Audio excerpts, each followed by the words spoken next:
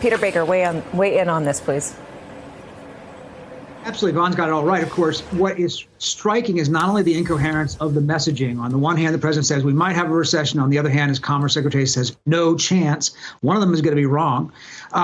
You have this sort of disjointed policy where trading partners and businesses don't know which way is up and which way is down. We have the tariffs on one day, we take them off the next day, we put them on this product, but not on that product. We're going to make an exemption. We'll have a 1 month pause.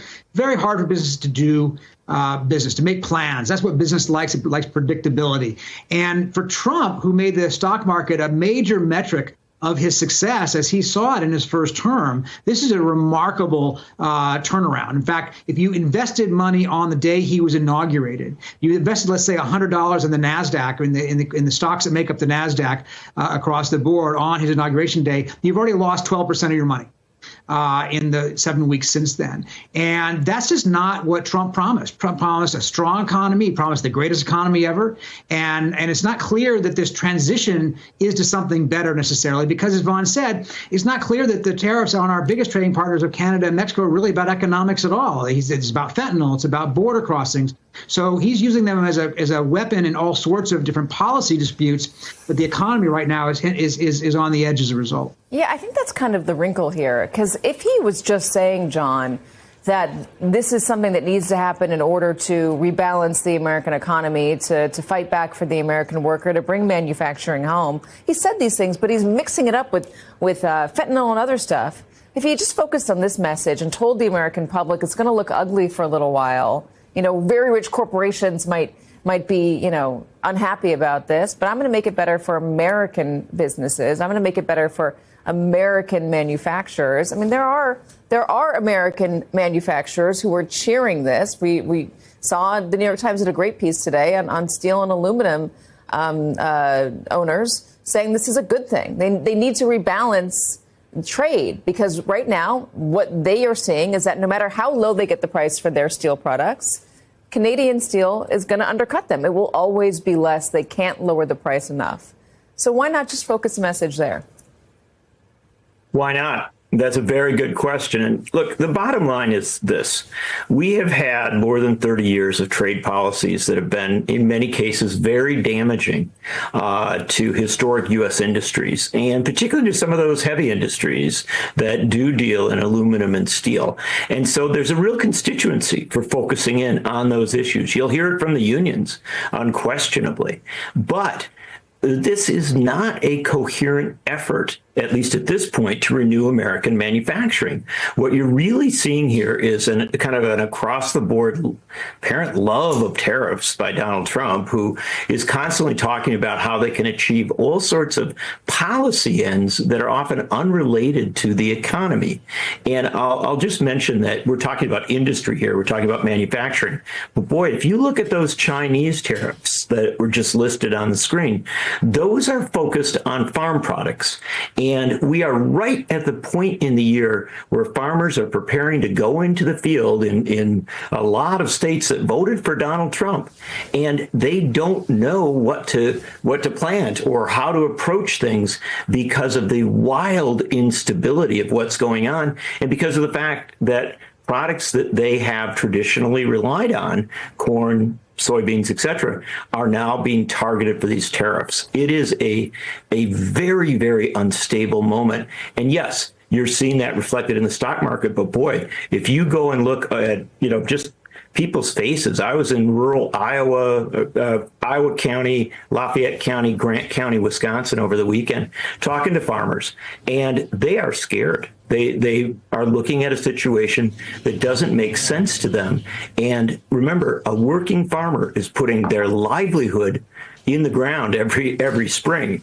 We are at the edge of spring, and they're getting all sorts of mixed signals from Washington. Yeah, I wonder if there was a way to do this and to benefit politically from it. I mean, Donald Trump ran to the White House or got reelected to the White House on the backs of a lot of angry blue-collar workers, industry workers, who said that they felt left behind, as you mentioned a moment ago, by 30 years global trade policies, manufacturing town, Their towns got decimated, and they felt like they weren't being heard any longer. They felt the Democratic Party, for instance, wasn't hearing them. You can quibble with whether that's true, but that's what they felt, and that's how they voted.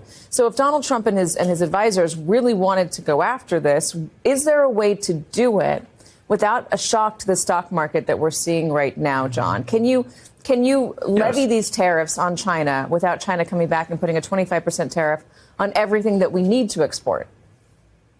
Look, here's the bottom line. Tariffs can be done surgically. I'm not in the camp of people that tells you that every tariff is bad. And I'm uncomfortable with much of the current debate because it seems to be lining up tariffs bad, something else good. The reality is that tariffs can be useful, but this is a very delicate art form. And the way to do it is to target those areas where you really do need to make an impact to try and help U.S. industry while always being in negotiation with other countries, always being in communication. That's not what's happening here. If you had skilled figures who are up there on a regular basis talking about what was being done and why it was being done, and frankly, negotiating not just on tariffs, but on redoing bad trade deals, I think you could yield some political gain here. I think also the bottom line is this. You need to give people time.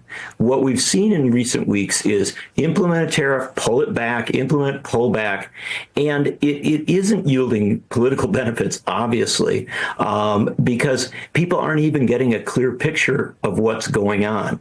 It's too broad, it's too incoherent, it's too unfocused. And in contrast, I'll just give you the example that if you look at Canada and Mexico, Canada just brought in a new prime minister over the weekend. Mexico, under the leadership of Claudia Sheinbaum, they have been very, very clear in how they're going to respond. They're actually, if polling is right, rallying their people in this circumstance because they feel wronged. I don't see the same thing happening in the United States. All right, so we've just been able to grab NBC News business and data correspondent Brian Chung, literally off the newsroom floor, to come in and talk to us about this. A couple hours ago, you and I were talking, the Dow was down 500 points, about a percentage point down. We're now approaching negative. Yeah, it's gotten a lot worse. It's gotten a lot worse. What do you attribute this to? Well, I think it is kind of these concerns about the tariffs.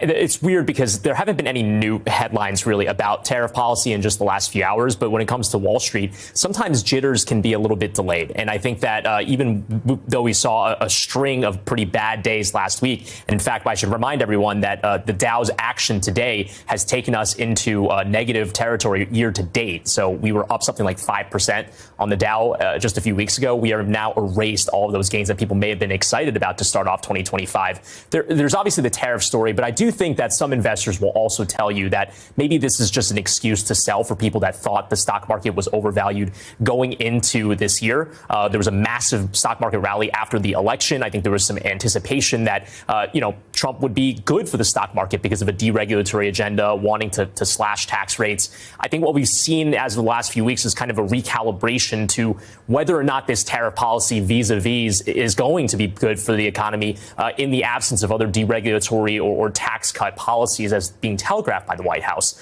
Again, why today?